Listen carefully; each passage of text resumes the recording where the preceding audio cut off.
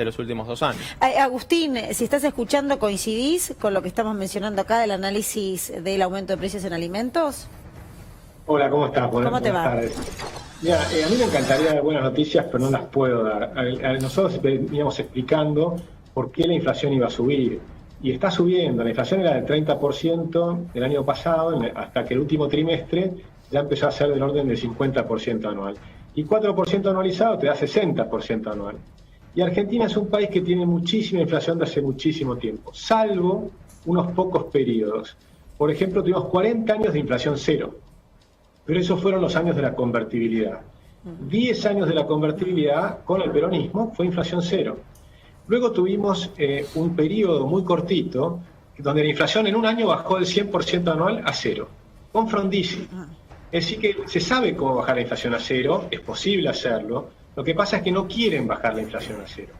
Porque la inflación hay que comprender qué es lo que significa. La inflación no es el aumento generalizado de precios. La inflación es el aumento de la cantidad de moneda y los que distribuyen ese aumento de la cantidad de moneda son los políticos, con las manos pegajosas que se les quedan los billetes pegados a las manos. Entonces, lo que hay que comprender es qué es la inflación. Porque la inflación, hay 195 países del mundo que no tienen inflación, o que tienen una inflación anual menor a la que nosotros tenemos en un mes. Es un problema muy... Quiero saber también la opinión del otro economista que está sentado aquí y también después de escuchar a mis compañeros. ¿Vos coincidís que la inflación podría ir a cero, pero los gobiernos no quieren? En este caso el gobierno argentino no quiere ir a cero en la inflación. A ver, yo entiendo que el diagnóstico en base al cual pronosticaba que iba a aumentar la inflación era por las consecuencias de la emisión monetaria y del déficit fiscal. Ese interpreto que es el argumento. Pero me parece que es como un reloj roto, ¿no? Que a veces, 2 veces por día da bien la hora, digamos, porque esa emisión y ese déficit en otros escenarios no tuvo el efecto inflacionario que preveían que iba a tener. Obviamente que no es sencillo, que si queremos buscar una única solución, subir la tasa al 80%, la tasa de interés al 80%, ya lo practicamos. Ahí continuamos, dame un segundo.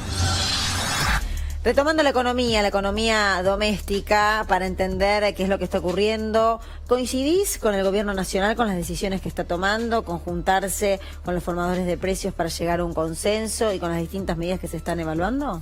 Sí, porque me parece que hay 3 estrategias distintas para abordar el tema de los ingresos y de la inflación en particular. Por un lado, lo que son acuerdos puntuales, de productos puntuales, como puede ser en el maíz, en la carne. Cuando hay algún evento en particular que se dispara el precio de algún producto o de alguna serie de productos, ahí atacar con un acuerdo puntual con ese sector.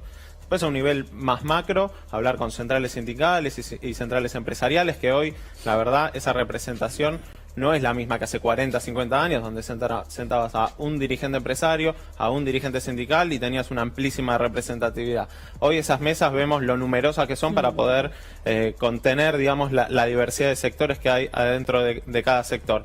Y por último también la estabilidad más macroeconómica, sobre todo el tipo de cambio, que me parece que esa también es una tarea del gobierno, que sus efectos, digamos, no son de una semana para la otra. Mantener el tipo de cambio estable, sin saltos bruscos, y que eso se traslade a la economía y que vaya alargando un poco las expectativas, el horizonte de previsibilidad, es algo que lleva tiempo reconstruir.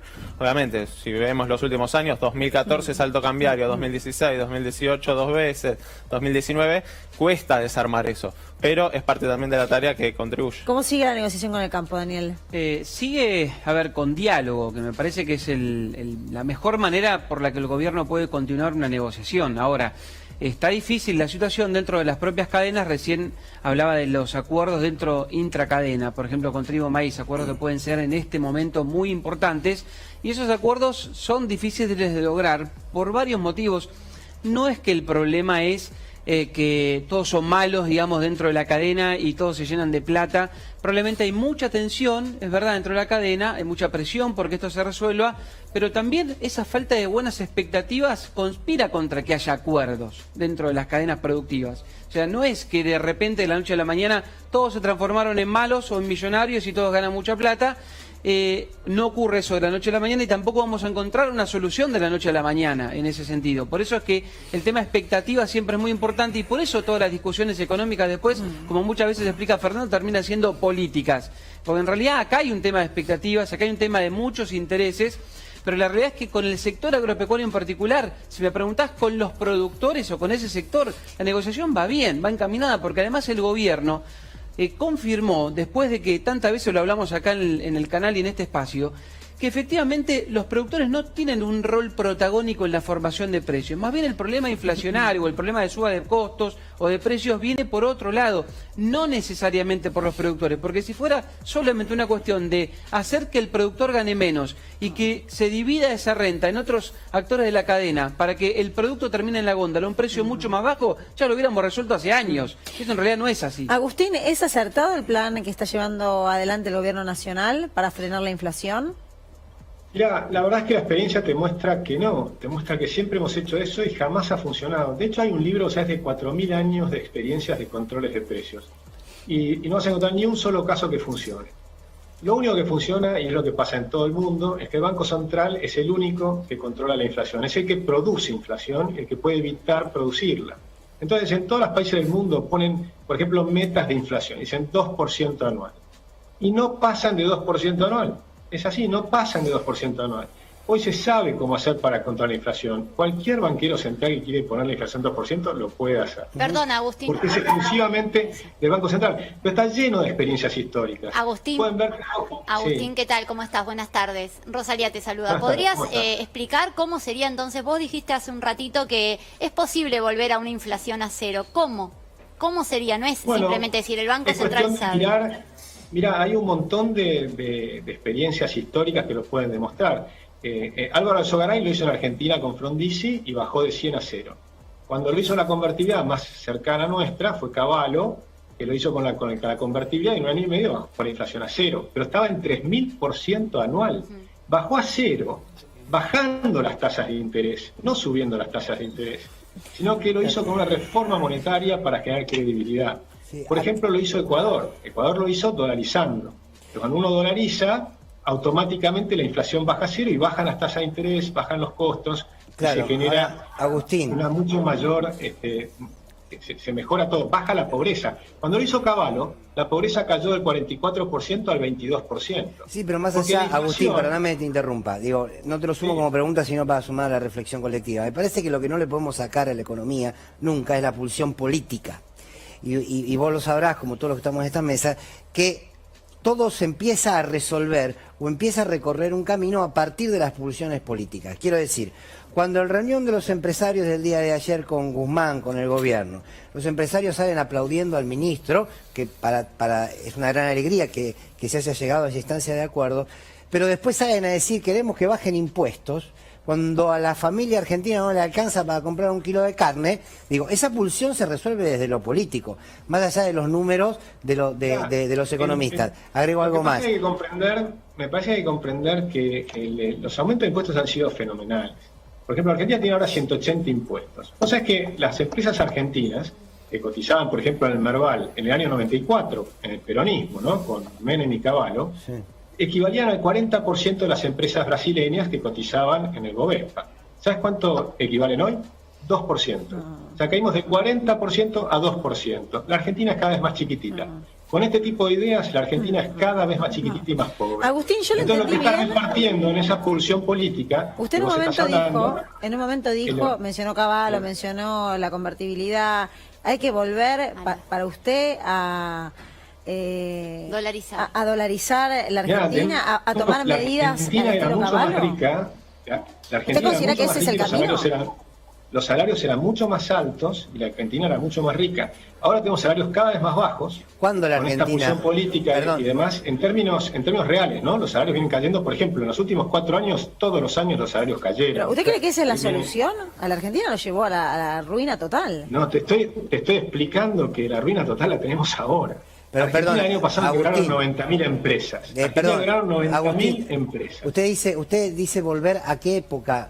Por ejemplo, en los 90 estábamos en 1 a No, 1. yo no digo volver para atrás. Lo que digo es simplemente entender qué es lo que funciona y lo que no funciona. No, pero por Los eso, para controles de aclarar el precios y concepto, salarios para aclarar no el concepto, funcionan. para aclarar el concepto. Usted dice que hay que volver al 1 a 1. tenés que tener inflación cero. Hay No, varias pero maneras le de estoy hacerlo. preguntando otra cosa. Te es volver el estoy 1 a diciendo. 1, porque el 1 a 1 en la Argentina terminó Hoy no con el estamos en 19 y 1 a el 1. 20 de diciembre. Ya sé que no estamos en el 1 Hoy a 1. obviamente sería imposible de 1 a 1.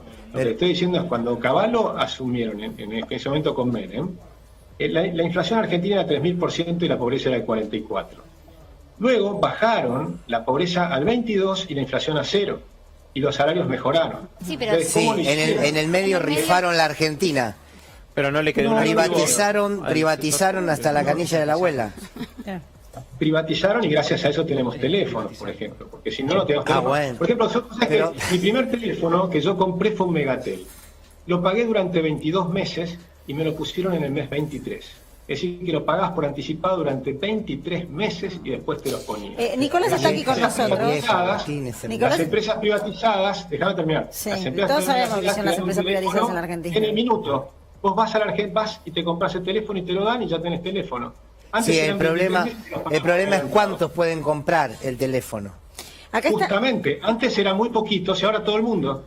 Esa es la Todo el diferencia. mundo. Nicolás. Por supuesto, con Megatel, un teléfono equivalía al 10% del valor de un departamento. De mi departamento, por ejemplo, 10% del valor. Nicolás, ¿qué Ahora, significaron las esto lo privatizaciones? compra cualquiera. Un segundo, Esto lo Agustín. tiene todo el mundo. Vos Así vas a también una participamos televisión, hay todos. gente que tiene teléfono. Un segundo, Agustín, así participamos todos. Nicolás, ¿qué representaron las privatizaciones en la Argentina? ¿Qué pensás de lo que piensa Agustín? Bueno, ni hablar que fue una estabilización en base a la entrega de recursos estratégicos del sector público, pero a mí lo que me llama la atención sobre todo, que se habla de experiencias que tenemos que copiar, que las aplicamos hace nada, 2 años tenemos que ir para esos experimentos monetarios de congelar la base No, monetaria para nada. durante un año. No. Pero No es así. salen del reducir el déficit fiscal y de congelar la base monetaria. Eso es el experimento monetarista más extremo que se vio en los últimos 10, 20 años, asociado a estas lecturas tan lineales, que me parece que cuando llegan al Banco Central lo que terminan haciendo es abrirle la puerta para que entren capitales de largo plazo,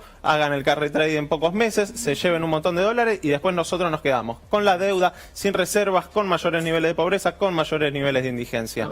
Eso es lo que aplican cuando llegan a los bancos centrales. Nosotros fuimos muy críticos de la política monetaria que llevó adelante el macrismo. O sea que eso no es cierto.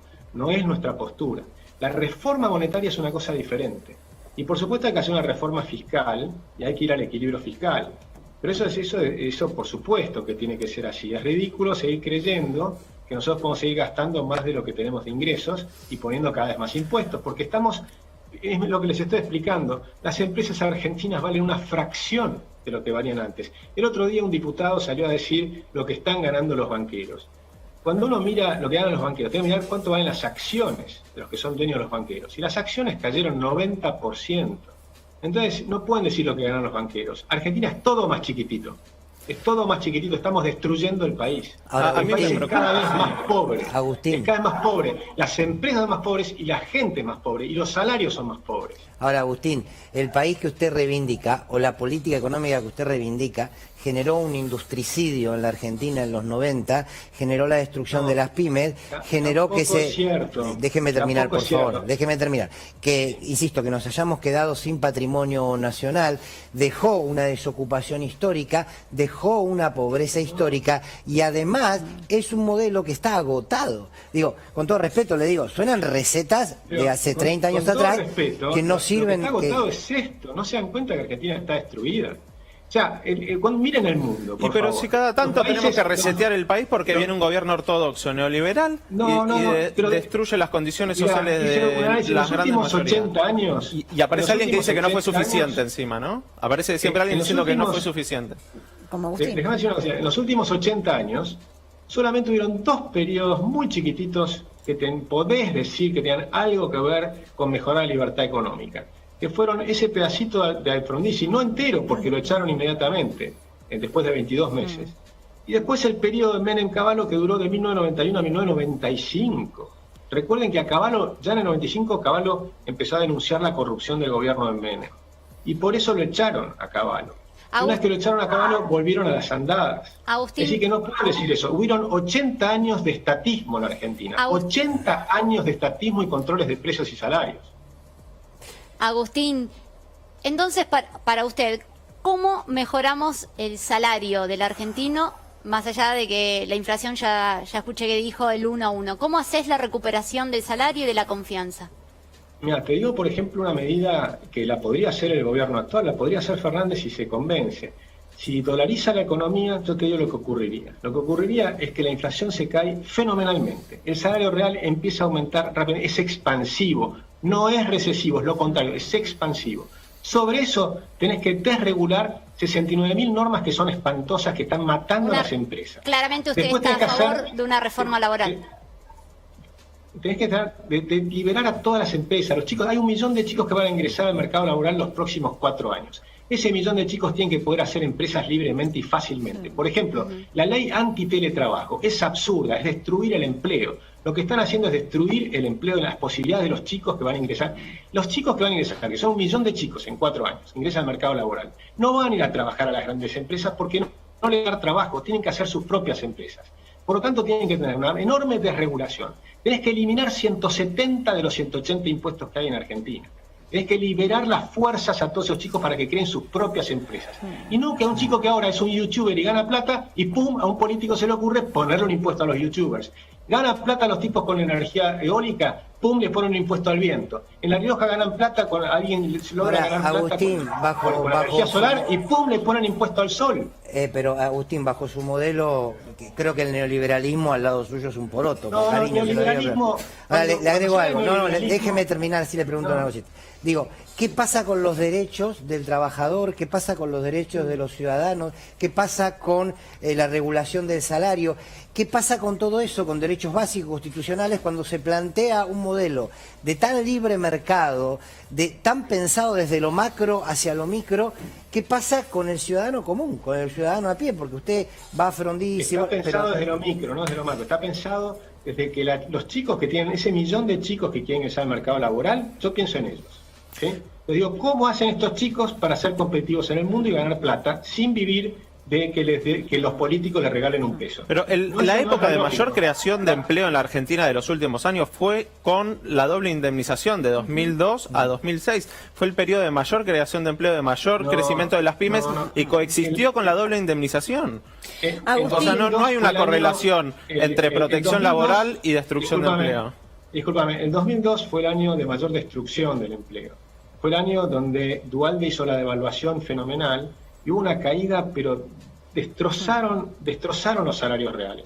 Destrozaron los salarios reales en el 2002. Agustín, lo vamos a invitar otro día para seguir debatiendo sobre modelos económicos. Tenemos que ir cerrando. Le agradecemos la participación, por supuesto, aquí a todos los de la mesa. Es muy importante poder debatir ideas y entender, por supuesto, de qué lado está cada uno. Muchas gracias. Muchas gracias por haber Muchas gracias por esta posibilidad. Un abrazo. Nos vamos a ir a Junín. Todavía es estremecedor. Todavía queda la angustia, el dolor, porque hubo un